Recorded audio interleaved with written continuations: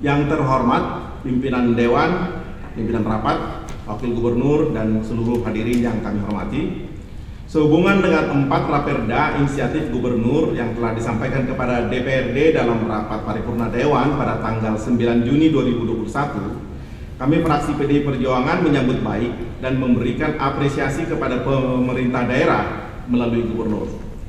Sistematika penyajian raperda sesuai dan sejalan dengan amanat Undang-Undang RI Nomor 12 Tahun 2011 dan materinya mengacu kepada peraturan perundang-undangan yang lebih tinggi, diantaranya PPRI Nomor 54 Tahun 2017 tentang BUMD, dilengkapi dengan naskah akademik yang dapat menjadi acuan. Dengan demikian, kiranya waktu perdebatan pembahasan dapat dihemat tanpa mengurangi hak berpendapat. Berikut argumentasinya. Mengapa komentar ini saya sampaikan? Karena batas waktu yang diamanatkan oleh PPRI 54 tahun 2017 hanya 3 tahun, termasuk 2017. Terhitung mulai dari 2017. Selanjutnya, demi waktu, maka penyampaian PU fraksi PDI Perjuangan terhadap 4 raperda yang dimaksud akan kami sampaikan dalam satu paket seperti berikut. Pertama, pemenangan umum fraksi terhadap raperda tentang perubahan Perda Nomor 10 Tahun 2018 tentang perseroan terbatas Jakarta Propertindo Perseroda. 1. Tujuan pembentukan PT Jakarta Propertindo atau PT Jakpro adalah untuk memberdayakan aset daerah dan untuk meningkatkan pendapatan asli daerah atau PAD. Sehubungan dengan tujuannya, mengingat bahwa PT Jakpro kami anggap mampu dalam menguasai, mengamankan, dan mengelola lahan atau tanah aset daerah yang dipisahkan dan bernilai bisnis, maka pada bulan November 2018 kami telah mengusulkan agar pemerintah daerah menugaskan PT Jakpro untuk menangani dan atau mengelola lahan-lahan yang berasal dari pemenuhan kewajiban pengembang dan atau yang ditinggalkan oleh para pengembang ketika SIP PT berakhir, dan lain-lain termasuk lahan yang tak bertuan atau sengketa. Kami mohon penjelasan tentang perkembangannya. Berikut, di samping usaha di bidang properti, infrastruktur, utilitas, dan teknologi informasi komunikasi, PT Jakpro juga menerima 2 penugasan yang dilaksanakan sebagaimana telah dijelaskan oleh Gubernur pidato tanggal 9 Juni 2021 halaman 3 nomor 1 dan 2, di mana dalam rangka pelaksanaan penugasan mewakili daerah untuk menerima hak daerah sebesar 10% dari penerimaan blok migas untuk wilayah kerja Southeast Sumatera atau WKSS, PT Jakpro telah membentuk anak perusahaan untuk mengelola participating interest 10% sesuai dengan Permen Energi dan Sumber Daya Mineral Nomor 37 Tahun 2016 Pasal 7 Ayat 6 yang berbunyi, untuk pembentukan anak perusahaan kami akan bersetuju. Namun demikian perlu penjelasan dari Gubernur tentang mekanisme penugasan, pelaksanaan penugasan, dan kewajiban anak perusahaan serta hak-hak daerah dalam hal ini pemerintah Provinsi DKI Jakarta. Yang ketiga, berkaitan dengan penugasan kedua, yaitu PT Jakpro membangun Jakarta International Stadium atau JIS akan menggunakan lahan dalam rangka penugasan pengembangan kawasan olahraga terpadu atau KOT sebagai penambahan PMD berupa 5 bidang tanah seluas 2031.452 meter persegi dengan total nilai sebesar 5.959.232 juta. Sebelum kami bersetuju terhadap perubahan Perda Nomor 10 Tahun 2014 yang termasuk di dalamnya penambahan PMD dengan nilai tanahnya seperti di atas, kami mohon penjelasan tentang A. Apakah bidang tanah dengan total luas 231.452 meter persegi benar-benar berlokasi di kawasan Jakarta International Stadium? Dan apakah bisa dibuktikan bahwa tanah di 5 bidang tersebut milik atau telah dikuasai secara fisik maupun dokumen atau bersertifikat atas nama pemerintah Provinsi DKI Jakarta? B. Mohon dijelaskan tentang rencana pengembangan KOT atau kawasan olahraga terpadu yang pelaksanaannya akan ditugaskan kepada PT Jakpro. C. Mohon penjelasan mengenai perhitungan nilai atas tanah seluas 231.452 meter persegi sebesar 5 triliun lebih. Apakah menggunakan standar harga sesuai NJOP atau harga pasaran atau ketentuan lain yang sah atau nilai kompromi yang tidak saling memberatkan PT Jakpro maupun Pemda? Kedua, pemandangan umum fraksi terhadap raperda tentang perseroan terbatas Jakarta Tolusindo Perseroan Daerah. 1. 1. Memperhatikan penjelasan Gubernur dalam pidatonya tanggal 9 Juni 2021 bahwa PT Jakarta Tourismindo akan mengembangkan usahanya dari yang semula mengelola 7 hotel dengan modal dasar per 31 Desember 2020 sebesar 560,8 M ditambah PMD pada tahun 2021 sebesar 187,5 M sehingga total terpenuhi 99,77%.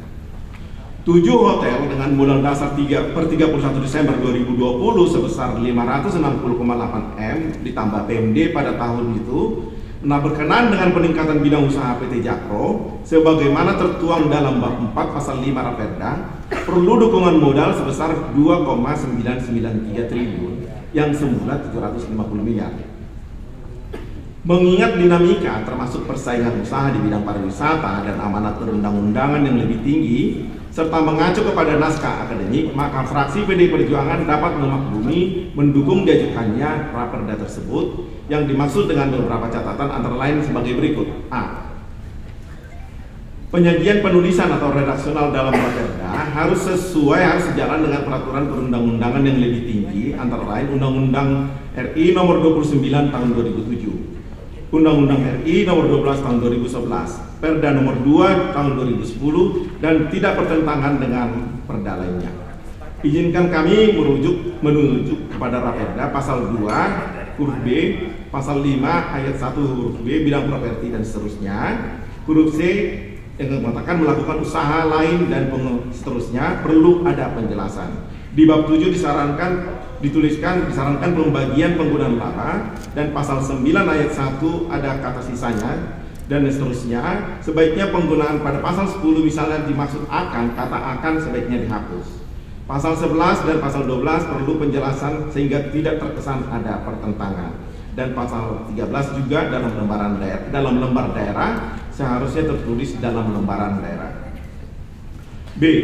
Untuk mengurangi kesan bahwa para wisatawan di kota Jakarta hanya transit untuk menuju kota atau daerah lain di luar kota Jakarta, dipandang perlu ada survei.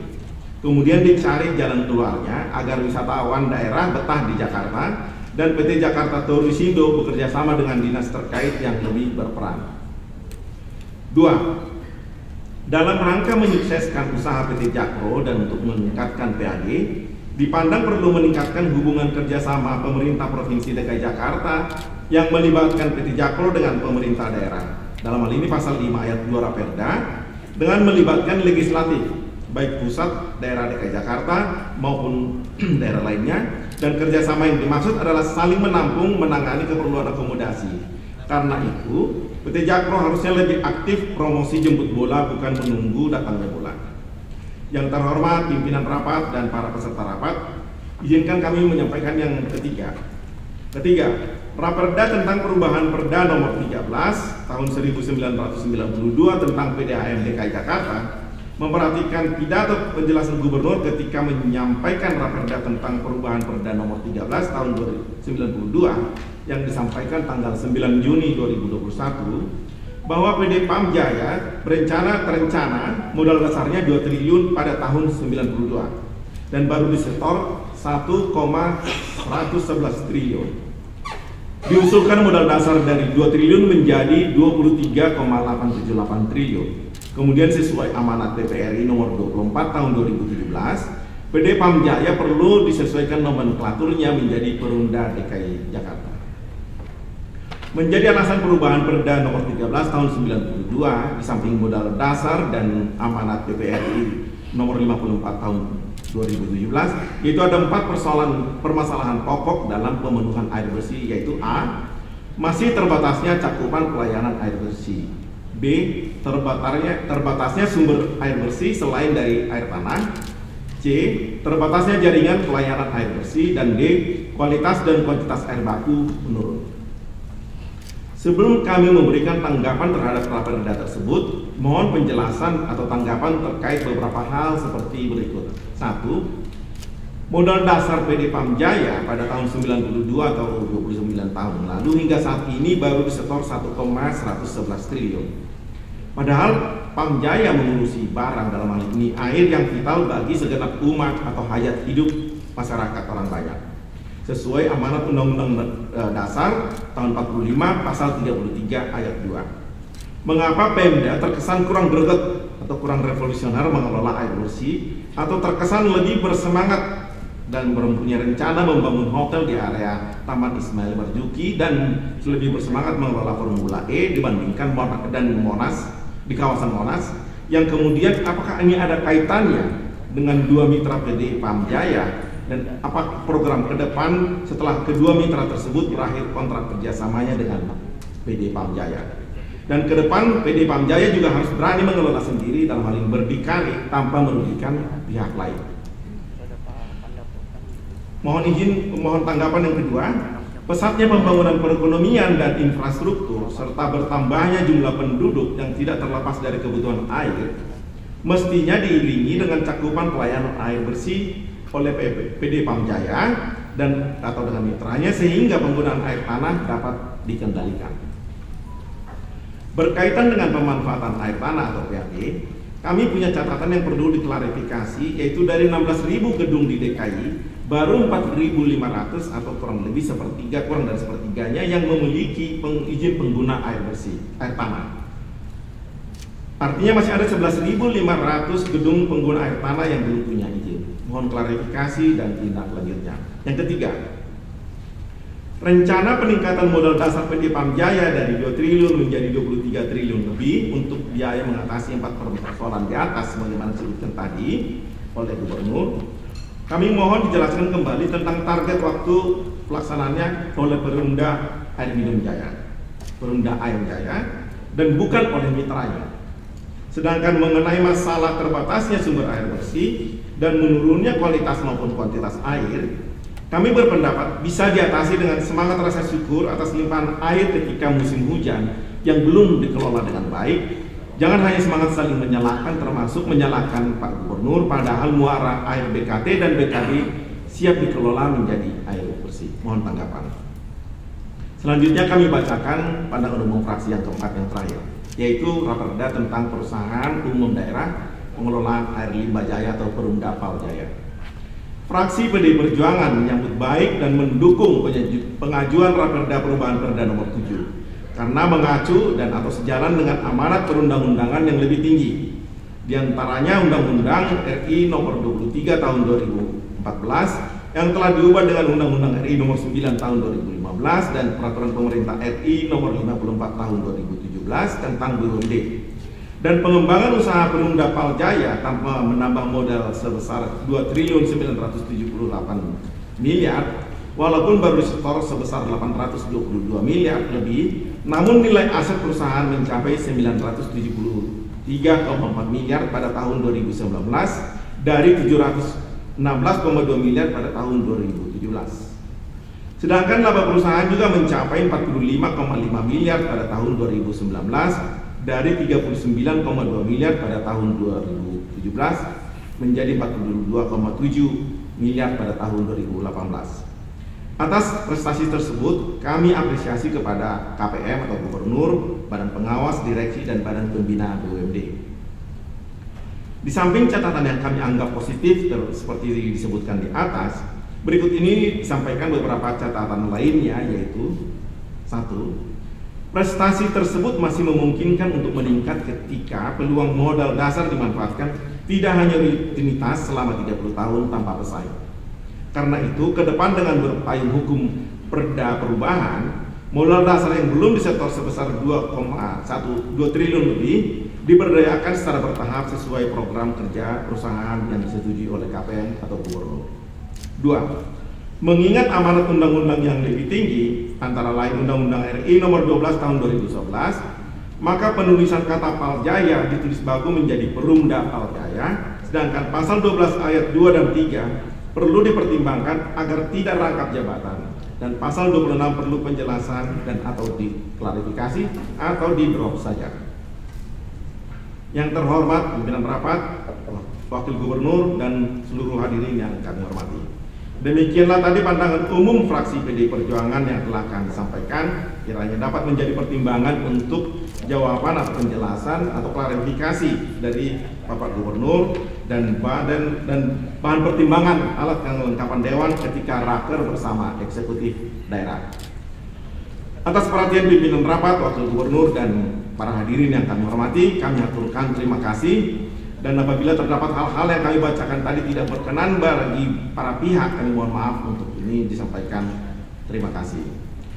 Mohon izin pimpinan rapat untuk tambah waktu bagi kami menyampaikan hal penting, yaitu di forum terdapat ini, kami pimpinan fraksi dan segenap anggota fraksi PDI Perjuangan serta keluarga besar PDI Perjuangan Provinsi DKI Jakarta menyampaikan ucapan selamat kepada Bapak Letnan Jenderal Dudung Abdul Rahman selaku Panglima Komando Cadangan Strategis TNI Angkatan Darat, dan mengucapkan selamat kepada Bapak Maijen Mulyo Aji selaku Panglima Kodam yang baru.